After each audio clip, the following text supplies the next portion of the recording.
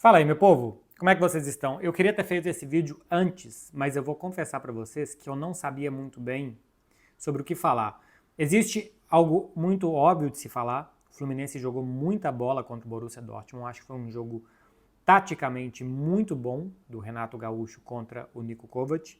O Fluminense entendeu muito bem o que o Dortmund pode fazer bem, que é ou te colocar lá atrás, encher a área de gente e conseguir pressionar e pegar a segunda bola e pressionar, enfim, jogar no ataque, ou é um time muito Bundesliga, time de transição, né? Bola longa, jogadores de velocidade, o atacante tem velocidade, que é o Guirassy, e também tem capacidade de fazer pivô, de dar casquinha para os outros que podem correr.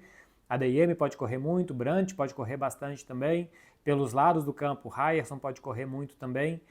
O Svensson pode correr muito, enfim, Dortmund pode correr muito, é um time feito para isso, feito para correr para trás também, porque na Alemanha é assim, é a maior média de gols dos grandes campeonatos europeus, porque também é um jogo de lá e cá. O Fluminense acho que percebeu isso muito bem, manteve uma defesa não tão recuada para não ser pressionado pelo Borussia Dortmund, não deixar o Dortmund ter volume de jogo, e nem tão adiantada para não deixar espaço nas costas.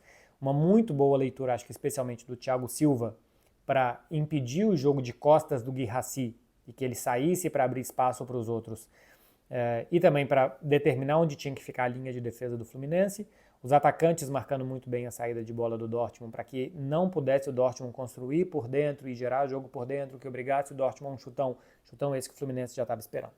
Leitura do jogo para mim é mais ou menos essa, impediu o jogo do Dortmund e em velocidade, bola especialmente para o Arias, o Fluminense conseguia construir, teve a chance do Everaldo com o Canóbio no segundo tempo também, que poderia ter matado, chute do Martinelli no primeiro tempo. O Fluminense foi bem melhor do que o Dortmund em quase todo o jogo. Para mim, os melhores brasileiros na primeira rodada do Mundial foram os que jogaram contra os europeus, apesar de não terem vencido, mas eu acho que tanto o Palmeiras como o Fluminense não fizeram jogos de altos e baixos contra seus adversários. O Flamengo acho que teve o início do segundo tempo contra o Esperance, que não foi tão bom, que deu algumas oportunidades para o time africano. E o Botafogo, depois que fez 2-0 no Seattle, sofreu bastante. O John fez um grande jogo para garantir a vitória do Botafogo. Tiveram altos e baixos, menos baixos do Flamengo, mais baixos do Botafogo. Palmeiras e Fluminense, para mim, fizeram jogos mais coerentes, mais de início, meio e fim, bons, embora no final do jogo me parecia o Dortmund, depois das mudanças, melhor do que o Fluminense.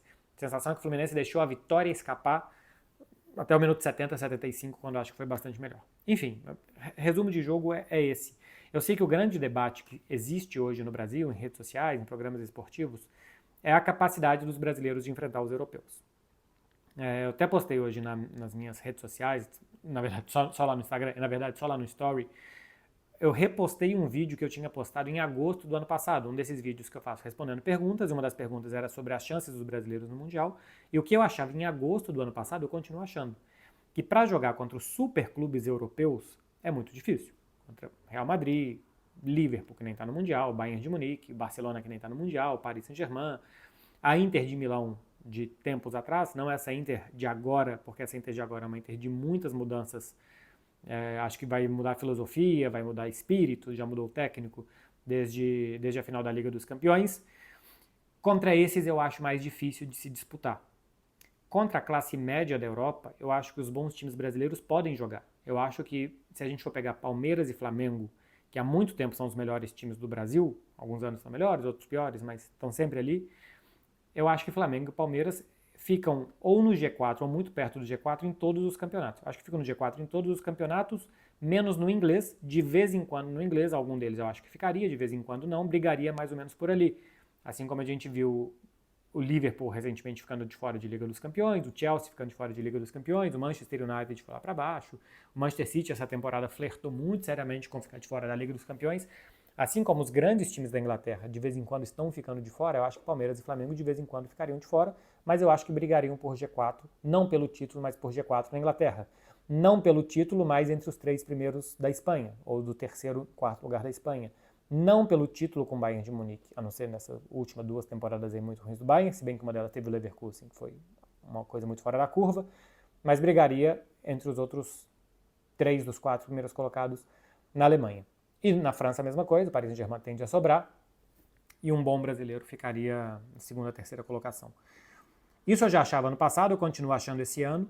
A questão é que a gente está querendo pegar os jogos específicos contra Dortmund, contra Porto, daqui a pouco vão vir mais jogos para tirar conclusões definitivas que eu acho que não podem ser tiradas.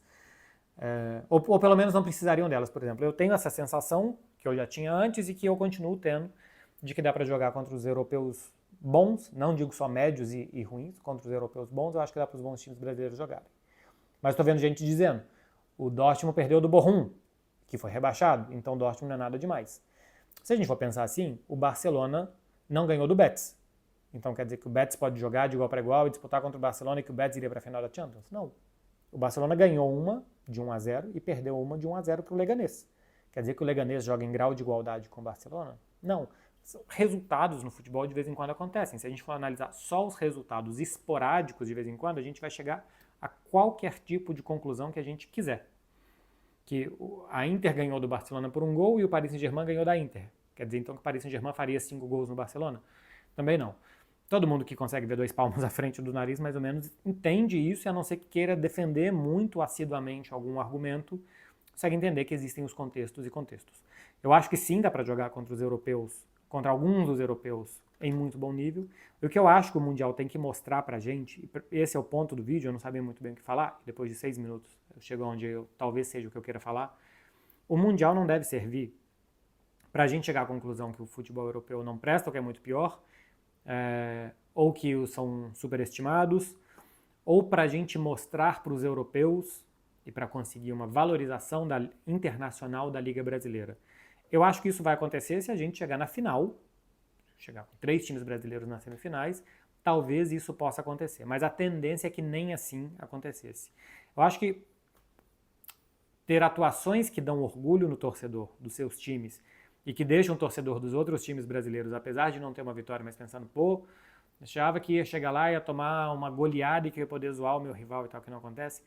O Mundial acho que serve para mostrar internamente para nós que o futebol brasileiro é bom. Porque às vezes o futebol brasileiro é tão maltratado em tantos detalhes que se esquece que o jogo que se joga no Brasil pode ser bom, assim como pode ser ruim, tá? Mas o futebol europeu também. Se você for assistir um St. Pauli contra Hoffenheim, também é ruim. Se você for assistir uma Real Sociedad contra Retafe, também é ruim. A mesma coisa, um Bournemouth, se bem que o Bournemouth jogou bem essa temporada, mas tudo bem. Um Bournemouth contra Everton também não tende a ser bom. Porque a gente está acostumado a ver do europeu o creme de la creme. A Liga dos Campeões, os grandes jogos e os grandes jogos das ligas nacionais na Europa. E esses jogos tendem a ser muito bons porque são entre os grandes times, né? Entre os grandes times médios. Então a gente precisa valorizar o futebol brasileiro, os clubes brasileiros, a Liga Brasileira, para nós mesmos. E não querer que os times brasileiros vão bem para gringo ver, para gringo adorar, para gringo começar a consumir, porque eu acho que isso não vai acontecer. Do que eu estou vendo aqui na Espanha, eu estou seguindo o Mundial aqui pela DAZN, quem está transmitindo. Eles têm uma equipe muito boa, fazem pré-jogo, jogo, pós-jogo. Os caras são informados, assim, eles conseguem passar exatamente assim, com boas informações, o que é o Palmeiras, os jogadores, quem que é o Fluminense, quem que é o Boca Juniors e tal, os nomes dos caras, o contexto histórico, o que fizeram nas últimas temporadas. Não são narradores e comentaristas que caíram do céu, que não sabem o que estão comentando e que estão absolutamente perdidos. Os caras sabem o que estão fazendo ali. E não existe aqui, por enquanto, o debate que a gente está tendo no Brasil. Se os sul-americanos podem jogar contra os europeus de igual para igual, se os brasileiros podem jogar com o europeu de igual para igual. Eles, pelo menos por enquanto, não estão minimamente preocupados com isso. Eu acho que à medida que isso acontecer mais vezes, se chegarem muitos times brasileiros sul-americanos entre os 8 e os 4 primeiros do Mundial, esse debate vai chegar até aqui. Hoje, eu ainda não percebo, pelo menos no que eu estou consumindo, não percebo que exista esse tipo de debate por aqui. Então a gente não tem que dar uma boa cara no Mundial, mostrar a qualidade do futebol brasileiro no Mundial para gringo ver, para inglês ver, ou para espanhol, para alemão, para italiano, enfim, para os estrangeiros verem. A gente precisa que o Mundial, se é para servir de balizador de alguma coisa, que sirva para a gente ver que o futebol brasileiro é bom. E a gente precisa muito melhorar os detalhes do futebol brasileiro. Eu moro fora, então os horários para eu assistir o futebol brasileiro nem sempre são bons. Eu normalmente me programo quando tem um jogo que eu acho que vai ser muito bom, semifinal de Copa do Brasil, quarta de final de Copa do Brasil, uma 13ª rodada de Série B, dependendo do ano, enfim, mais ou menos enfim. Eu quero assistir o que é bom do futebol brasileiro. Outro dia eu fui assistir um Palmeiras e Flamengo, estava jogando Barcelona e Atlético de Bilbao no mesmo horário. Não valia nada o Barcelona Atlético de Bilbao, nada. Mas o jogo era em San Mamés, que aqui é a Catedral de San Mamés. É um estádio maravilhoso, com um gramado impecável, uma iluminação perfeita. E eu tava com esse jogo na televisão, vocês já devem ter visto meus stories, um jogo na televisão, outro no tablet, e o Palmeiras e Flamengo no tablet. O Palmeiras e Flamengo parecia uma porcaria de espetáculo, porque o gramado da arena do Palmeiras, do Allianz Stadium, Allianz Parque, né? Desculpa, é muito feio. Outra coisa é que seja funcional, que o Coldplay vai fazer 300 shows lá e que tal, beleza, que o Palmeiras ganha dinheiro com isso, e acho que nem é o caso, né? A W Torre.